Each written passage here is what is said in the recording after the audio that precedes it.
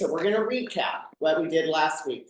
Last week, we talked about the first discipline, which was finding your wig, your wildly important goal. So your wildly important goal has got to be something that is life-changing for you. Because look, we have the whirlwind that goes on, that's our everyday business, that's all the things we do to keep our business going. Out of that, you've got to find your wildly important goal. That it's going to take a lot of effort, but for big results. So it's got to be something that means a lot to you, that is emotional, and you got to figure out your reason for your wig. Okay, so the homework was, what is your wig? I came up with one thing, and then I have another one as well. But a wig, you're going to apply crazy energy to the actions or behavior that will have the greatest impact on achieving your wig. Those are your lead measures, right? So we talked about lag measures. Lag measures are what you use to keep track of what you do. And lead measures are the actions. So lag measures are results, lead measures are actions.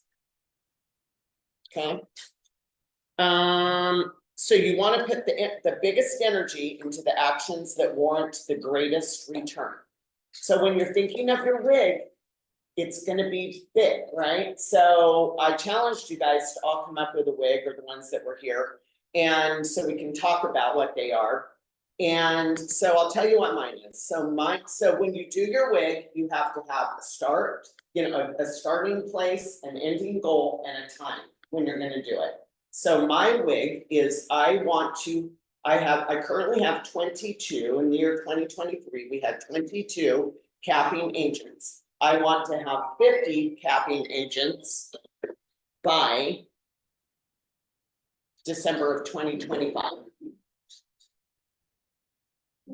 So that is a starting place, a finishing place, and a time frame for it. Okay. So now lead measures are, what is that? What are the lead measures? So I thought about it. My lead measures are recruiting more capping agents, right? That's a lead measure. But then you got to go one step farther back.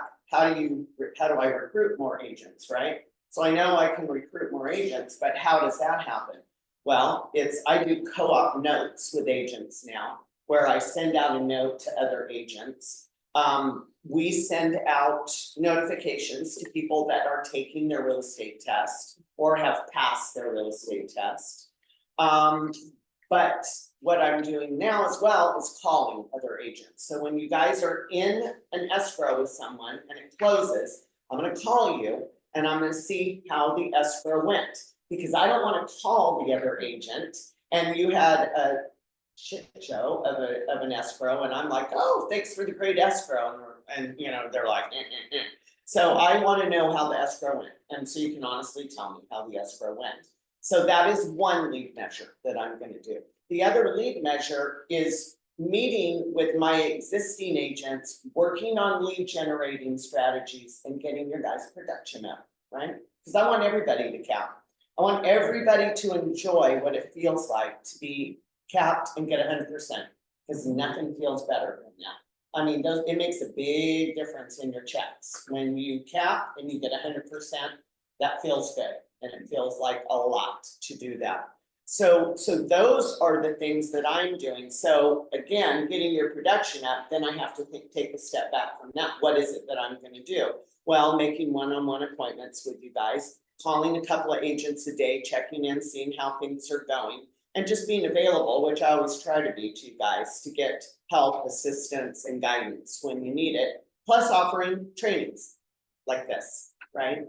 And we do put it on Zoom, we do record it, so if anybody wants to watch it later, if you miss it, it's purely capable of doing that. So another one, so that's my business one. I thought of a personal one, but it's more of an example because I already do it. Weight loss, okay? So you guys, somebody wants to lose weight, right? That could be a wig, that could be life-changing. So if you did, I weigh this amount, I want to weigh this amount by this date, And what are you guys gonna do? So, I mean, it's easy, everybody knows, right? It's diet and exercise. But when you do lead measures, you're strategically saying what you are going to do, and you're gonna be tracking it, like, I am going to work out however many days a week, and you calendar it. I am going to eat so many calories, like I have my Fitness Pal on my phone, and I calculate everything I eat, so I know how many calories, how many grams of protein. Okay, I'm gonna try and eat 30 grams of protein with each meal, because I'm gonna have consume 90 grams of protein and, you know, stay within 1,500 calories. Well, those, if you strategically calendar it and you're actively doing those lead measures, when you put it in MyFitnessPal, those become the lag measures, right? Because then you have the tracking of what you've done. You've got the scoreboard.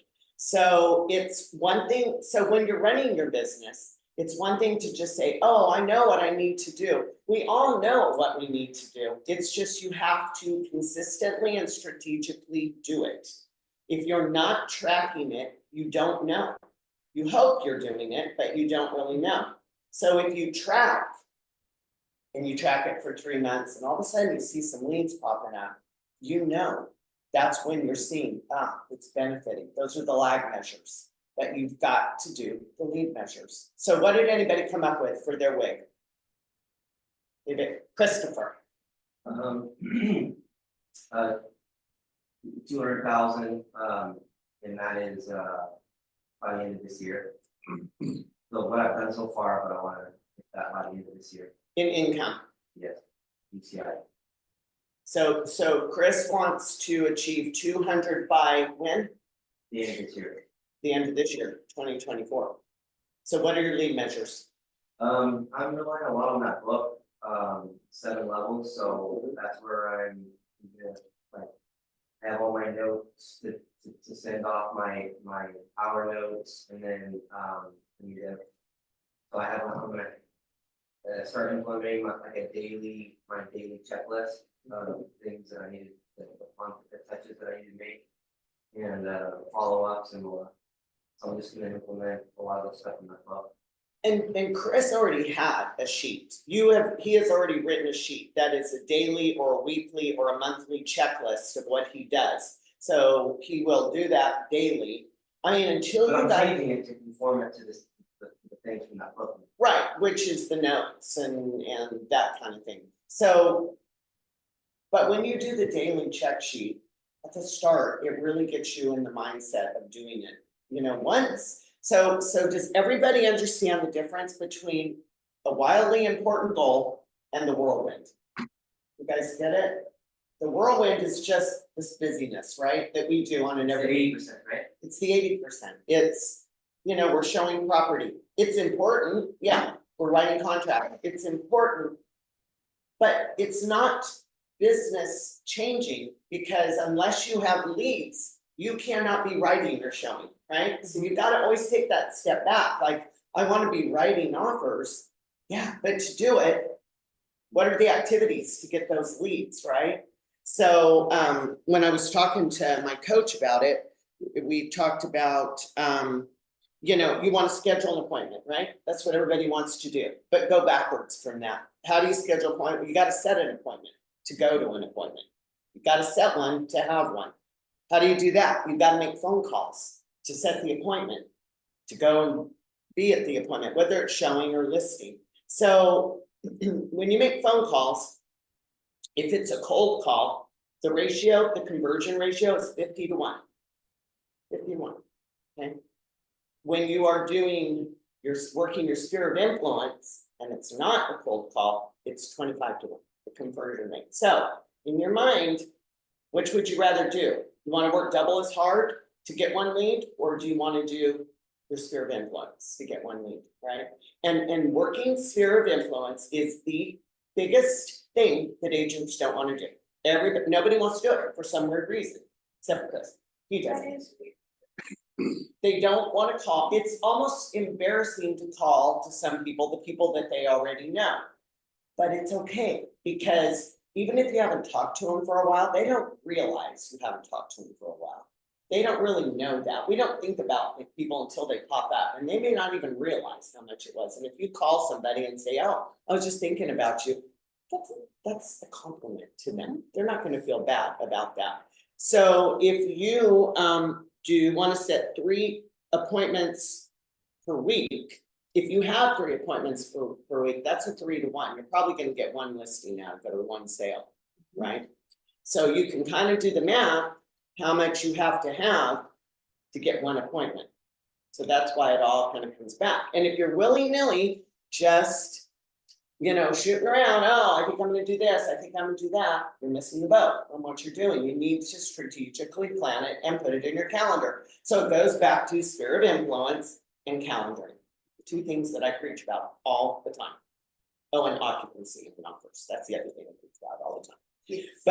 But make sure that you are calendaring it and you work it like a business. This is your business, guys. It's your business. Why wouldn't you work it like a business? If you worked for someone and you had to report what you were doing, wouldn't you tell them what you were doing on a daily basis? You have a job description, you know what you're doing, you're working through, right?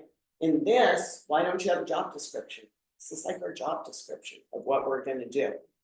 Did you have a wig, Jackie?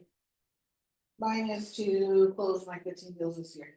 Okay, so Jackie's is close 15 deals by December 2024. How many have you closed? You better get moving. So almost halfway. Yeah, so so what are your lead measures to do that? So I went back to what I know I'm supposed to do, which is 5 a day into my database, along with sending out my 5 mail cards per week. Along with making 25 contacts, because it's 5 a day, so as I'm adding into the database, contact is 5. So we know you're super busy. How are you gonna work that into your schedule? It's getting added into on certain days, it's gonna be in the morning, and certain days it's after 4. So like when I'm in my sauna, after 4, I'm just gonna stick around, do my stuff before I get home. Right. So once you conquer these wigs and you get them and they become everyday things, guess what? They go back into your whirlwind, right? Because that's what we do. You have to do the things in the whirlwind, you can't ignore it, but you're not gonna get the results. Just if you continue to do what you do in your whirlwind, you're not gonna grow your business. You might, but it's gonna be slow. If you really wanna intentionally grow your business, you gotta put the effort into the wig, not the whirlwind, right? So Jackie knows, I always tell agents, I don't care what your goals are. What I care is what are you gonna do to get to your goals? Those are lead measures. I didn't know that's what it was called until I read the book, but now I know. That's what you do as to get to that point. And so if you're intentionally doing it, it's gonna be good. If you have not, okay, what if you don't have your database set up? Who doesn't have anybody in their database? Anybody want to say? No? Okay, I know Jim does. How many do you have now, Jim? 227. Wow. That's amazing. It's making me no money yet. It will. Not everything is here. I know. It's here. I mean, you gotta like, I've spent a lot of time just inputting. right. I mean, it took you a couple of months, right? Or maybe 6 weeks to Yeah. get the inputting in. So now it's got it set. So now, what would your wig be, Jim? I wasn't here, I know. so I'm not sure. It would be a goal of probably meetings per week. I think if I get face to face with people, good things happen. It's how do I get from this 227 To actual appointments. one-on-one, let's talk. Mhm. So what do you think your lead measures are gonna be for that? I'm learning that, like, I didn't believe you at first, but people really do want to hear from you. Yeah, I have this thing in my brain that says, don't be a cheesy ass salesman.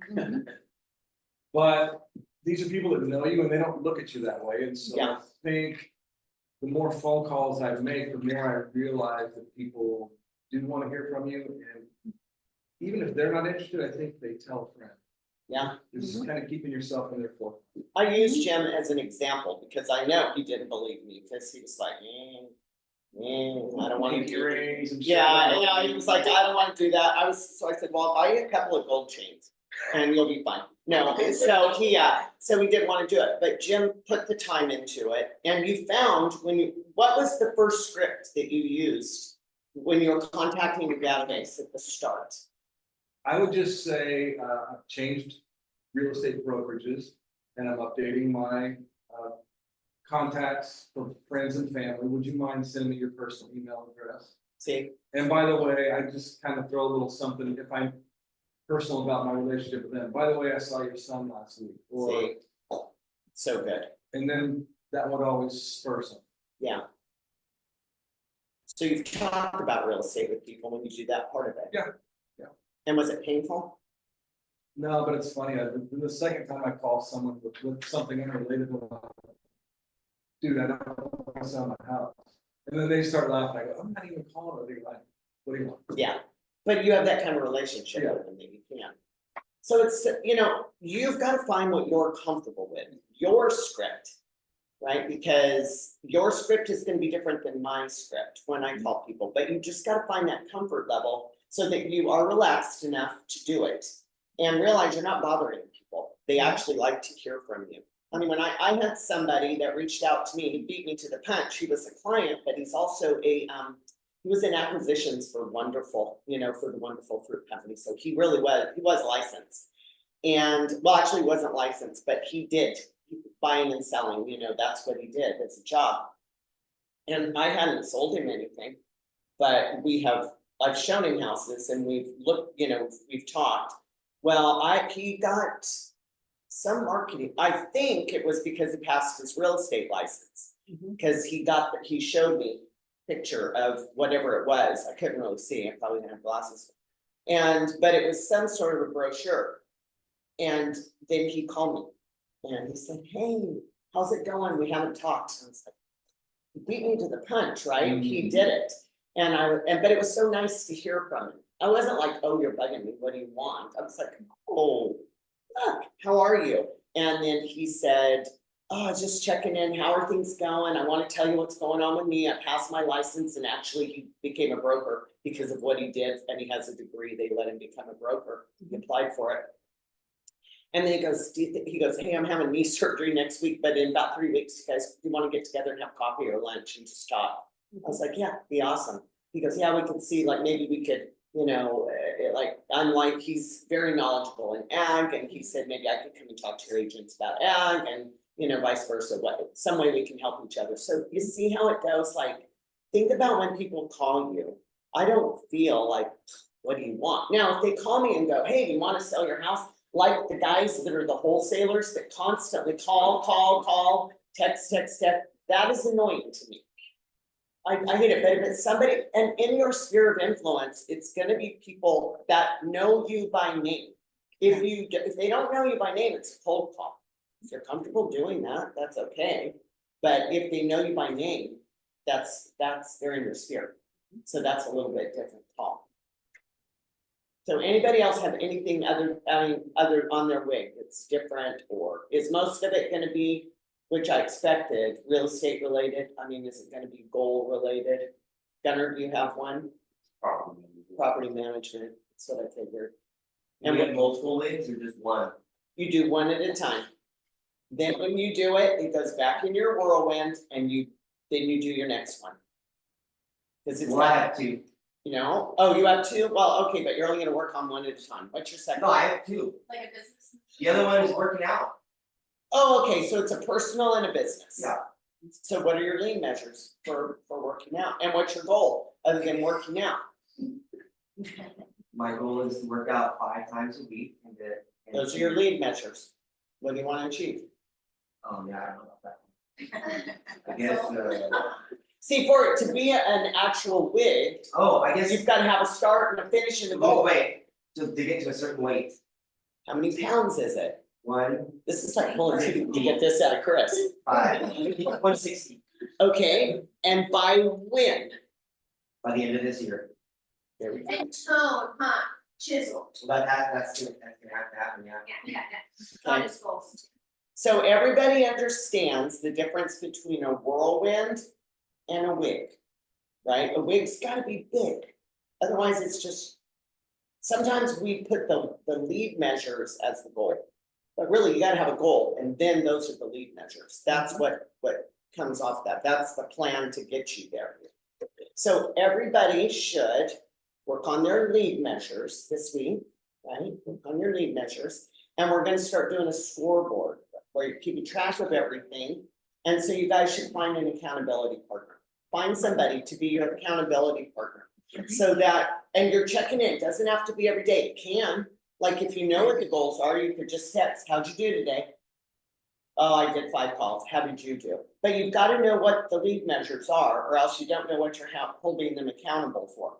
So find an accountability partner and start working on that, and then really thinking about what your lead measures are. And write them down, and then calendar them, because how can accountability partner help you if they don't know what you're doing?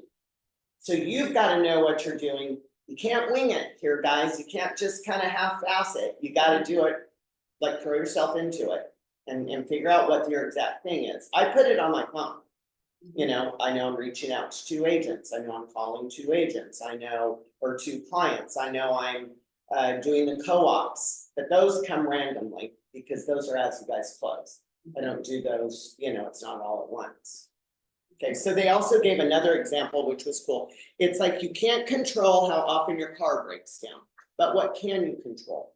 How well you do the maintenance, right? And so it's gonna keep things going in the right, so that when a car breaks down, when that happens, there's no control, it's already happened, that's a lag measure. Your lead measure are your routine maintenance. So it's almost like that, you're thinking about it, my routine maintenance for my business. And I just challenge everybody to take it so seriously and run it like a business, because don't sell yourself short. This is a business. This is an actual business, and you may not have, we do have teams, right? We have escrow, we've got TCs. You may have an assistant. I mean, I've got a team is Jackie and Roman and Brady, they're my team. Athena, Louis Jr. Yeah, Athena, Luis Jr., all of these guys are teams, so, Escrow lender. and so like Luis, like we have our lead measures with Luis, because we want y'all to look good, right? Are the text that comes in. And then Luis goes out and puts up a beautiful sign very quickly, right? And a pretty sign that's not crummy. And then he sends you a picture of where it is. So then you can reach out to your seller because you look like a hero again. Oh, your sign went up. They might be at work. Your sign's up. Here's Your, the picture. here's the picture. I love that, by the way. I love it I too. love it. The guy we had before was good, but Luis, by So far, fast. well, I hope he never quits. I think so too. He's so fast, like even when he accidentally puts on the wrong house, we're able to catch him before he even gets down the Yeah. hill. Yeah, and by sending you the picture, you can kind of see in the background, that's not my house. Or he'll say, how does this look? You know, that's, it's because I go to listings or I drive by houses and it's a nice house and it's got a crappy metal sign. That is a pet peeve of mine. That drives me nuts. Or the sign is leaning or crummy, or the post is rusty. I hate that. And I think to a seller, that's like, we don't think you're important enough to give you our best. We're just gonna give you whatever. So that's how the service is gonna be throughout this whole transaction. We wanna start it out right. But Luis is part of the team. Jackie is part of the team. Jackie knows what her lead measures are for me to achieve my goals of capping agents, right? So that's, yeah. Okay, does anybody have any questions or any other Julie, wigs that they wanna talk about? Julie, was your question more or less answered? Did you, I know Sarah kind of covered it, What's but the question? her question is, I am new, I don't have anybody in leads, but we kind of covered it when You going over don't need change. anybody in leads. What you need is to work on your sphere of influence. But that's under leads. In Loads the into software. this. I think that's what you mean. Same categories, yeah. Yeah. When you click Oh. on leads, that's when all your. Yeah, well, a lead is somebody that goes into Yeah. sphere of influence. It Yeah. sounds weird, but that's what it is. So you wanna go through and write down everybody you know. She said she knows it. She thinks she's okay, she thinks she got the picture. Just start working on your list, everybody you know, anybody you would invite to a party, anybody you would invite to a wedding. Who do you work with? not here, but outside, who have you worked with, who do you do business with? If you have kids, what sports are they in, what organizations are you in? Just sit down and start writing it down, once I did it, I was like, oh, okay, oh, I forgot about, oh yeah, and them, and I write it down. So that's how you work, sphere of influence is number one. If you guys don't have your database up and going, all of this is gonna be pointless, it's not gonna work. It's not gonna work, because you're not gonna be running it strategically. You're gonna be just guessing at who Chasing. you've called, you're chasing, you don't know who you've called, you're not diligent. You're gonna call the ones you're comfy with, and you're gonna just forget the ones you don't like, right? You won't call them, or you're not as crazy about. Does anybody have a question or need help with their wig, like what it is, how to identify it? Teresa, do you have one? I wanna. Perfect. And how many are you right now? Okay. So you know what you gotta do, right? And I see you're doing it, because I see you on social media. I can always see when you're ramping it up, because I can see what's happening with social media. So you've gotta figure out what your plan is for your leads, if that's what it is, if it's appointments, if it's transaction driven.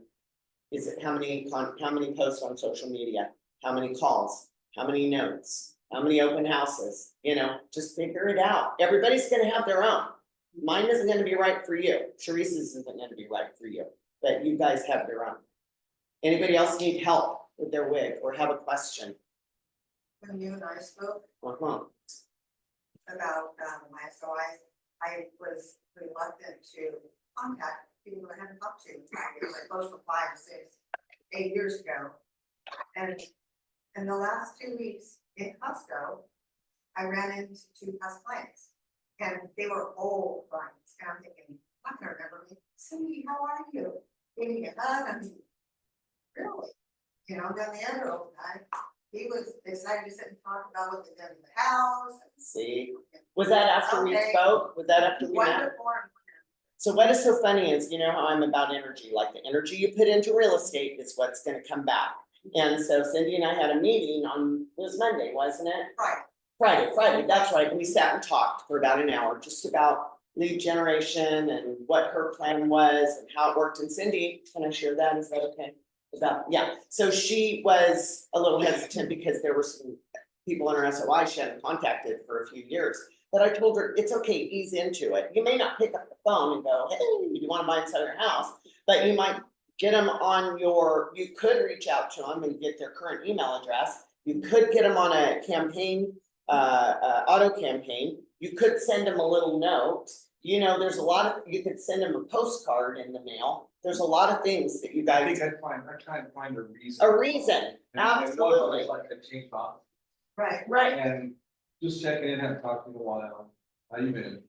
exactly. You know what I mean, and that's the biggest thing for me, is to find a legitimate reason, so I'm not going, I think that is 100% so smart, because I try and find a reason, that's why I scour Facebook all the time. I'm constantly on Facebook, I just saw last night. I'm on a string of people passing away, but one of my clients' moms passed away. I took a screenshot of it, I'm gonna get a card and I'm sending them a sympathy card. And so I'm constantly going through Facebook, because like Jim said, you wanna have a reason, oh, I saw your kid, or maybe they went to dinner, it could be anything, but it's just something to make you comfortable. And if you don't feel comfortable, if you can't find anything, send them a postcard, a generic one. So I was telling Cindy about, these are postcards, I have a farm and I send them out. Now, in the 7 levels of communication, they say, this is like the worst, and it is, but I like the branding of it, and it's pretty passive, it's easy for me. So I send it out to a certain area that I farm every month, and all my sphere of influence as well. Because some people in my sphere don't have email addresses. I have some people that are older and they don't have email. So the only way I can really communicate with them is phone or this. So this one goes out every other month, and it just says, meet your local real estate agent, Sarah. It's all my contact information. And it gives a little bit of a review or a testimony. And then it just says hello, a little blurb from me, and that's it. It's that generic. Doesn't say you want to buy or sell. It just says, hey, here I am. There's me again. I was here a month ago, but now I'm here again. And then in between every other month, I send recipe postcards to keep them. I've seen them on people's refrigerator. I get called for a listing and there's my postcard stuck on the refrigerator. I'm like, ooh, yeah, like that. So there's other things you could do. It could be once a year to your sphere of influence, sending out some sort of a football schedule or baseball schedule. They have them that are magnet. And those can stick on their fridge. So you just gotta get clever. Like Jim said, you gotta find a reason. You gotta find what you're comfortable with, commit and do it. And I mean, if you commit to 5 and you don't make 5, you do 4, hey, it's good, you know, it's better than 0. Don't wait for perfect. Because people wait for perfect and you're never gonna be perfect. They want the perfect post, perfect postcard, the perfect note, the perfect call, and it doesn't happen. And then, so guess what happens? Nothing. So the agents that are doing things are the ones that's the 20% that's selling everything. The ones that are just doing nothing else, that are reinventing the wheel all the time, like, you know, oh, and this is the other thing. So you work on your sphere of influence, everything, every activity that you do should be adding to your sphere of influence. If you are doing networking, door knocking, open houses, anything like that, and you make a contact and they know who you are and you've had a little bit of a rapport with them, if you're not adding them into your sphere of influence, you just drop the ball, because that's going to be the end of it. So even if you only have a phone number, I put them in there into sync. You don't have to have all the info. In a perfect world, you will. But if you don't, put what you have. If it's a mailing address, put mailing. If it's email, put email. If it's phone, put phone. And then hopefully eventually you reach out to them sometime and you get the other information. If it's something to do with social media, add to your sphere of influence. So once you get it set and you're working it, the goal is to grow it.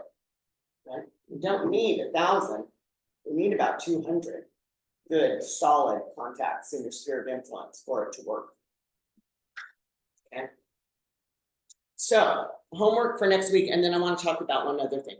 So homework, and it's a different subject. Homework next week is come up with your lead measures and do it as a weekly and a daily. Figure out what you're doing on a daily basis, what you're doing on a weekly, and what you're doing on a monthly. I mean, you could even go yearly if it's postcards, like this is my plan. I'm doing Yeah, I can't spell. I spelled measures You wrong. got an extra S. Tell me which one's the extra. The second one. I am dyslexic and I can't spell. There we go. But you have a good heart, Jackie, it's okay. And then I also would set up a calendar with my lead measures. And then every time you hit your goals, put a star on that day. It's gonna feel, I mean, it's almost like being in school, but you kind of see what you've done, you know? And then as you progress, like you have a good month, oh, you have a better month, you can see. And then as the results happen, because I promise you they will, if you're really doing this, if you're just pretending. So when we used to do bold at Keller Williams, I hated it because you had to do cold calls and I hated it. So I lied and I didn't do it. I pretended like I did it, but I didn't do it. So guess what results I got out of it? 0. So I went to this stupid class and I sat there and I didn't do what they told me to do. And I wasted 2 hours of once a week and got 0 results. So how good was that for me to do it, I right? did backwards. I called the agents, but putting the energy out there triggered me to get leads. Yeah, Jackie did a little more with it. I would go and pretend like I was on my phone. It was ridiculous. So I spent so much time pretending to do what I was supposed to be doing that I wasn't doing, that it was just a complete waste of time. I would have been better off to go, look, I'm not going, because I'm not going to do it, and be honest with myself, or go and really do it. But I won't cold call, so I'm not going to do it. So I know that for sure. That's why you got to find things that you're going to do so that you'll do it and you're comfortable with it. So yeah, so that's the homework, and do a calendar. We're doing a school supply drive. Great opportunity to tell people. Yes, reach out to people with this. Text it to people, post it on your social media. It's in our downtown. I would encourage you guys to go on Facebook and go to the downtown page every day. And then there's things there you can share. I would also check downtown in the know, so you have to see what's going on, if people are asking or have a need, or if you need a need, do that. This is a wonderful way. Even if they're not gonna give, it's okay, just post it or text it to some of your clients. It does three things. One, it shows off that you're doing something for the community. Two, it's another touch to them that you stay relevant to them. And then you're not always calling them to sell them a house. You're telling them about other stuff going on. They love it. Every time I do this, I get reconnected to my people. It's so helpful. People wanna donate, they wanna give back to the community, but they don't always know how. So this gives them a reason, and then, they feel like they're doing something good. Is there anything else, Chuck? And there is a link too, so like to make it even convenient, you don't have to go to the store, shop and come drop it off. You can go and shop at the registry at walmart.com that we have, and it will ship the items here. And then we'll take care of taking them to Roach. Okay, so this is the other, do we have something else? Nope. Okay, okay, Jackie, so we do have the guy coming to talk, he's gonna zoom in about the tax credit. So if you were selling real estate in 2021, there is a tax credit because of COVID that you can get. I got it. I got a lot. And you do pay this company some money. But, and you could do it on your own, but it is really confusing. You have to figure out what days, it's about missing, like how you missed work because of caring for loved ones or kids, or, or you were exposed to COVID and you couldn't go to work, all those things. So it's very streamlined. They send you this link, you go on, you pretty much fill it out. It took me 5 minutes, send it back, they approved it. Then they send me an email, you're approved. You have to print out these documents, you have to actually sign them. Send them in 2 separate envelopes, don't ask me why, and I'll pick up. And then you get a credit, not a credit against what you owe, actual money, it shows up in your account. So that is the 30th of July, he's gonna zoom in and talk to us about that. He's gonna kind of go over the link with you, if you have any questions, you can talk to him. But I did it first, because I want to see if it was legit, and it is. So, Did they give you your money yet? it's coming, it takes 6 to 12 weeks to get the money. Checks in the mail. Yeah, no, it actually It's gets wired. wired, it gets wired into your account, yeah. Brent Blaine, so Eric Blaine and Brent, is Brent? Yeah, Brent is one of our agents, Eric is. But Brent is the one who called me, he did it, and then he has people that are doing it.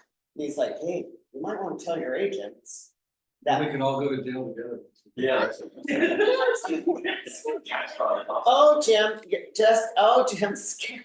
Oh, so cautious. Okay, so Jim and I had this conversation about taxes, we probably shouldn't be recording this, but remember when we were at that training, remember that lovely training that yeah. Brody, make sure you cut the video Yeah. here. Well, no, I've got more to talk about, but yeah, so Jim and I were talking about taxes, he's like, who do you go to for your account, and blah, blah, blah, and I'm like, I go to Brent Bashir, he's so good, and he goes, oh, you take all your receipts, I'm like, no.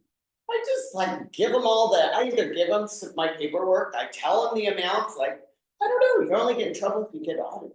And then you have to prove receipts, like, I don't do it, so I feel like in this case, yeah.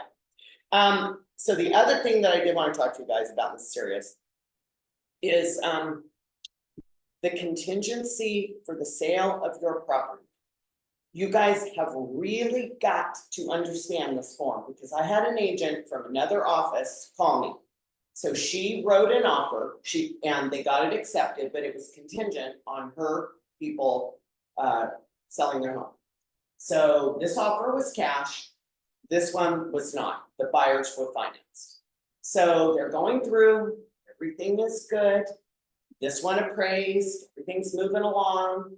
No, they were waiting for the appraisal, inspection was done, everything was good. The agent of the last one, the last leg of this, called her and said, oh, can you remove your contingencies? And she said, I can, everything but the sale of the property. And so, because the appraisal had come in, she removed all the contingencies except for the COP. Just going along. And the gal calls her last week and says, hey, we have another offer. We've got a backup offer, and you guys, either have to remove your contingency, and if you do that through the sale of your home, you've got to show us proof of funds that you can actually close it. In other words, it's not just removing the contingency, you gotta show that you can go forward without selling your house. Okay, so I said to her, well, what the heck did you do on the form? So you've got to understand this form. You've got to check at the top if it's going into escrow, if it's already in escrow, how long they have to actually get the house in escrow, and down at the bottom, it, Right, notify buyer. no right to notify buyer. If you don't check that, you can be bumped. Yep. With notice, and that's what happened. She didn't check it, and so she got bumped. And here her people are, and you know how bad she felt? Here her people are in escrow, they've got everything, they've paid for a home inspection, they've done every, Where to go? and nowhere to go, and all that money is gone. I mean, it's not a ton, but it's still like, what do you do? So, two things, if you're representing the buyer, make sure you fill that form out completely and check that. And if you have questions, it's a confusing form, guys. Yes. Like, I have to read it to understand it. And if you do that, make sure that you check the right one. If you wanna run it by me, run it by me. If you are representing a seller, make sure you are making it subject to finding and closing on suitable replacement property. Because if that happens, then you can get them back out of this deal. If you don't, they're locked into this deal. And if you are the listing agent, you know, you gotta understand that form so you can explain it to the seller. Right? Like, hey, they checked, or look, after 17 days, we can bump them if they haven't removed it. Counter it out, that's what I wanted to add, so I was in a transaction where I put no right to notify buyer, but the listing agent and the clients countered it out. And so then my clients really wanted this house, but I went back and I wrote an addendum and I said, as soon as the 17 days that I have on the COP for my clients to get into contract, your house goes pending. And then the not right to not notify buyer will work, then it will be pending, so that the sellers couldn't come back at my clients and say, well, you know, your house went pending and we're still active under contract, and, you know, could bump out, they couldn't bump them out. Well, does that work? Yeah, I don't think that works, actually. it could go pending, you just. That have to does, say that still doesn't matter. You Yeah, can they could still be pending and actively still looking take for a another backup buyer. offer. That means nothing. I think that's more just so when an agent's looking at it. They won't show. They won't pursue that property. Right. You've got to have, Finger crossed. you've gotta have the delayed right to notify. Absolutely. Otherwise, it doesn't matter how far you are into the deal, they can bump you. Yeah, cause if I have my house pending on MLS and a buyer calls me off the sign and I have the right to, I can And double end. So- That's only whenever they counter my notice. Yep, and if you accept and it, you accepted it, so you actually were And locked, then negotiated with the listing about but that has nothing to do with being bumped. it, right? Yeah. Pending Pending doesn't placing, mean it anything. doesn't mean anything, all that means is the change of the status Right, I know on that, the but thing, you could be bumped. technically, when they say we're not bumping you, and I have it in the agenda that they, unless They've they been said I saying go they into. are bumping you, they said they were changing it to pending, right? no, that they couldn't accept backup offers. So the status would go pending and they couldn't accept backup Okay, offers then at that- that. Then yes. Then yes, you did cover your people, but you can't just put, it's gonna be pending. Sorry. And look, I encourage you to try to not rework the wording your own way. Yeah. Use the words that are in the paragraph already there. Re-implement the same paragraphs there. Because then there's interpretation. Yes, Right, and once you start fooling with the CAR contract, you have avoided it, and you better be really careful, because we have attorneys that spend lots of hours and lots of time and lots of knowledge writing those things the right way. So like Jackie said, find the verbiage and just restate it on a counter. Yeah. And, so yeah, but no, you can, Lacey, what you did was fine. I thought you meant you just had them change it depending, I'm like, that No, doesn't mean anything. They can't accept backup offers once my client's house gets into escrow and it's no longer active under contract. It Yeah. goes pending and they're not able to accept. Yeah. backup offers. Well, and so in that verbiage about how you can be bumped, it says that the listing agent has to send you a copy of the RPA. So she did, she sent it to this other agent. They received the offer on July the 3rd. They didn't bump them until July the 11th, which is weird. And guess who wrote the other offer? Herself, the listing. The listing agent. You know how disappointing that is? So disappointing. So just be careful with that form, guys. That's good listening. Be a good person. It's Mhm. still shifting. It's shifty, that's shifty. I wouldn't do that, I mean, I wouldn't, and she had the knowledge of how much the other offer was, so she told those buyers, oh yeah. Cause most of the time, I won't show if it's active under contract, because I'm not gonna get my buyers all excited about something that is probably gonna close anyway, so I just go on to something else. Well, she knew, and she knew that deal was solid, because I've called listing agents before, like, hey, how's your deal going on Red Oak? Oh, it's going good, we've already appraised, we've done this, okay, I tell my clients, don't bother with it, let's move on.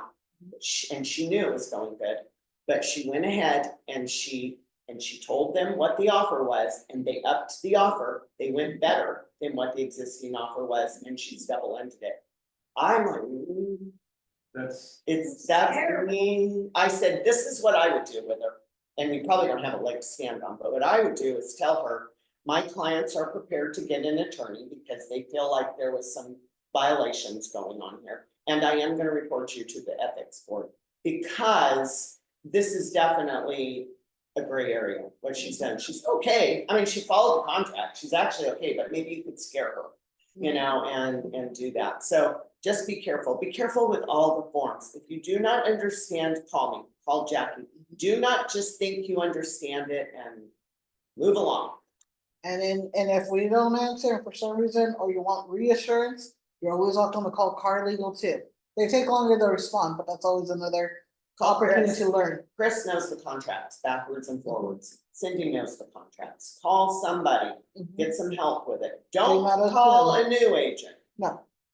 This is Don't the call other an agent thing. that's done under 10 This deals is the either. other thing that I want people to remember. If you are a party to a transaction, if you are the seller and the listing agent, disclose it, not in a text, not in an email. It's got to be somewhere on the forms. And it needs, and not in the MLS. I mean, you put it in the MLS, but that doesn't mean anything. Cause I can go and see something, we don't know if I saw that on the MLS or I just saw a sign. Call the agent, I may not have even seen that verbiage.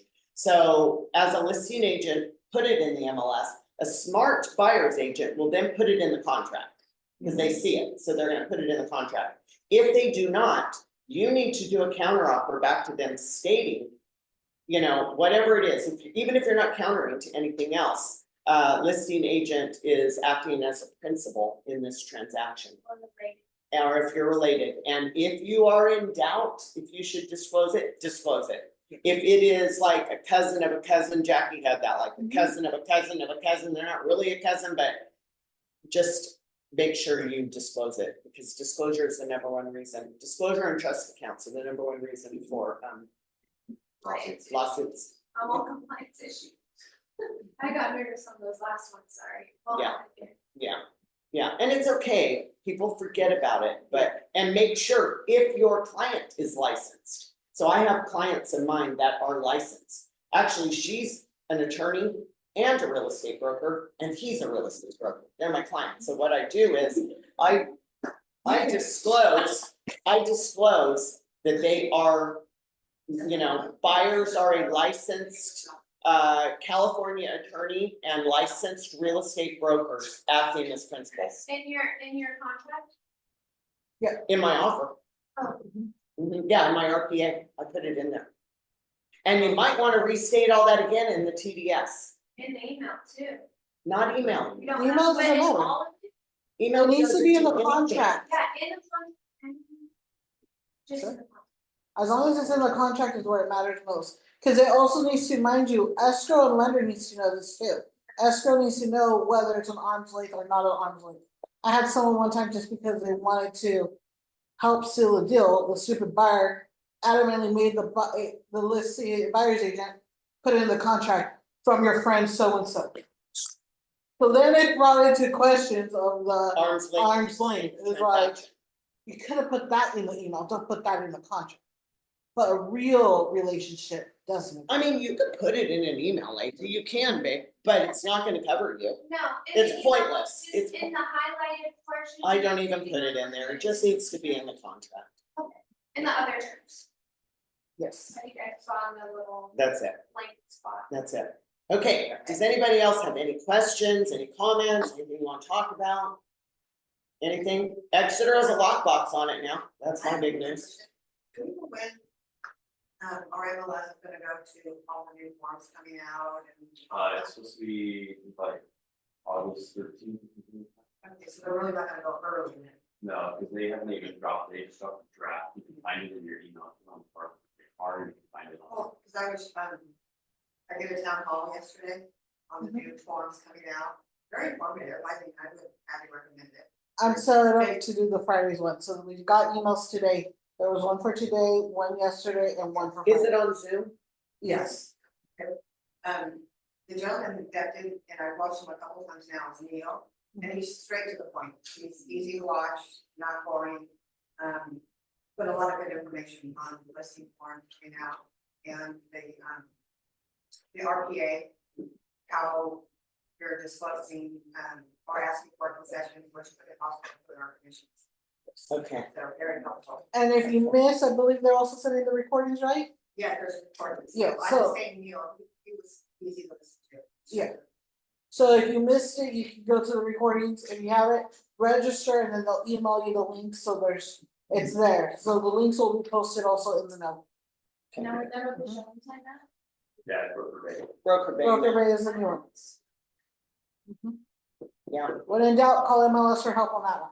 And are we gonna be required to, I mean, I know it's a good practice, but are we gonna be, is it gonna be a requirement for us to get a fire agency agreement when we are working with fires? Yes, as of August 17th, it will be mandatory to have it with all buyers. So, And Abbott's, But we don't have it yet, right? well, there's forms out there. But you not put the them on one easy. that's gonna be. They'll still always be getting updated, And the so you fire could be agency using form- them as of now, and then as they're updating, you just get the updated version. The new fire agency agreement is gonna also have a commission, right? I believe so, the old one already had it too, they all have it. The old one have it? There was always different versions. Well, cause we always use just the agency relationship disclosure as our lazy side, just to have them sign something. And the one that's. So it's always been there, they just keep getting revisions, so you can always just keep using whatever's there. If you go to an old transaction, your car forms, it will not have the latest document. So you always gotta create a new transaction to get the latest forms. To get the updated form. Make So if sense? you're in a current transaction you've already set up and you go back, then you go to add a form, it'll be the new. Yes and no. So like in a sense, like if you can't go back and re-add the listing agreement, it's still gonna trigger the old one. But you would have to add the new addendums that they have to revise and update it to you. So that's those modification disclosures. They can't change it, right? Like, so August 16th, you're under contract with the buyer. Then so like, let's say for instance, if they made adjustments and now they want this new adjustment, there's an addendum to add to the one you have, so that you can get it up to the new rules that they rolled out. So then come August 23rd, someone got upset, they made a change, so now August 30th, we have a new one. They will more than likely have an addendum to add that extra little paragraph to whatever was old version. So just so I'm clear, if I have a new listing agreement in a week and a half, Uh-huh, there's a good chance that's gonna spill over into the time. then there's modification forms that are being created to offset that. So then you have your client sign So this. just go with traditional now, and then once that, we hit that threshold, then we'll have to. Yeah, adjust. Okay. update. And so the biggest thing right now to cover our butts is as of now, it's just making your clients aware that the changes are taking place. So they might be signing some redundant documents to reaffirm what you're already telling them about how commission's changing. And it just kind of helps set the tone. It's like, hey, everything's just changing right now and nothing's fully set yet. As long as you're disclosing and communicating, you'll be pretty much okay.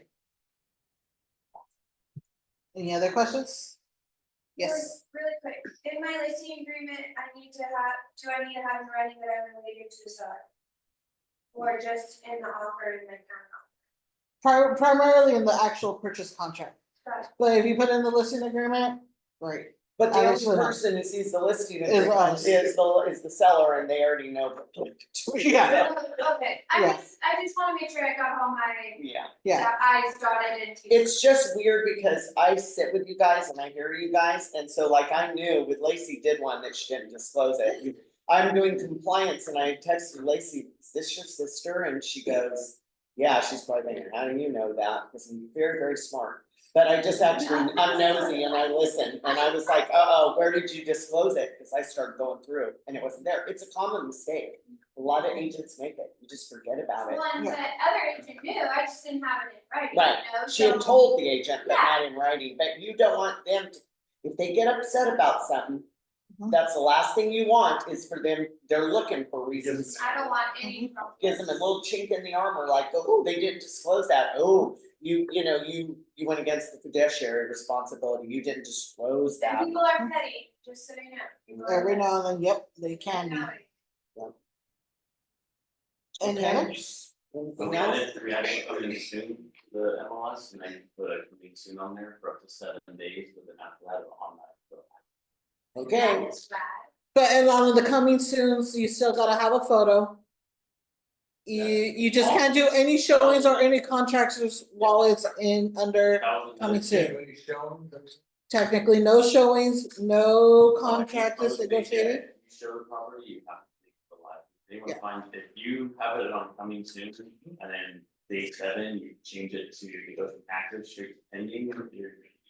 so Gunner's on the MLS committee, so if you have questions, call Gunner. And that's the He's there same for case, hours on end at that month. You can fight there. and that's the same case for Holtz. No showings and basically no offer, so you gotta make it go live before you can show it and accept offers. Does that make sense?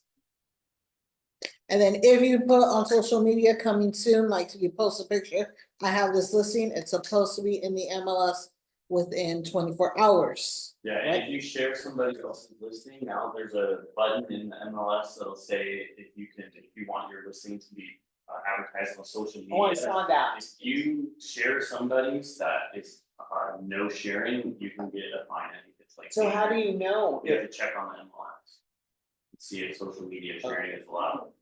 So that's for those that share the what about sharing, even sharing it on our website is gonna be the same. IDX, Yeah, you still have to come back and confirm. So like, let's say for instance, even if you wanted for some weird reason to share it off of realtor.com, you still gotta go back and confirm through MLS that it's allowed. I doubt many people are gonna do it, I don't even think they're the only ones who's allowed to share it, but I don't think.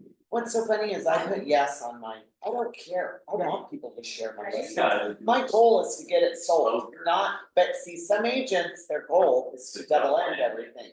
So you gotta be really aware that not everybody has good intentions. Cause the car like, rule is 45 days on that, on the consumer, we thought that was way too long. You know, Yeah, it's way property too would long. be like 45 days, so 7 days is. Yeah, they have it sold and closed by the time it goes out there. Okay, Within 60. Yes. Is there a spot that says like yes or no, or it just says no if they clicked no? Yeah, it's the only yes or no are the only options. So if it says yes, you can share it, if it says no, you cannot share it. So the problem is listings that have already been on the MLS prior to that toggle, they haven't been mandated to update that. Correct. So only new listings would you see that yes or no. So if in doubt and you wanna share an old property that doesn't have it updated, call the listing agent and ask them, are you okay with me sharing on social media? I thought we were supposed to do that anyways. No, Yeah, You just have to give- some you ML just have to give. some agents are stickler on their properties to be shared. I mean, and it's so, nice, yeah, Lacey, if you want to, it's a common courtesy. I don't. Well, social media, Where's it it's under at? the general information pool garage. Oh, I see it, general information, So, allow social media advertising, yes. Okay. All right, you guys, have a good one.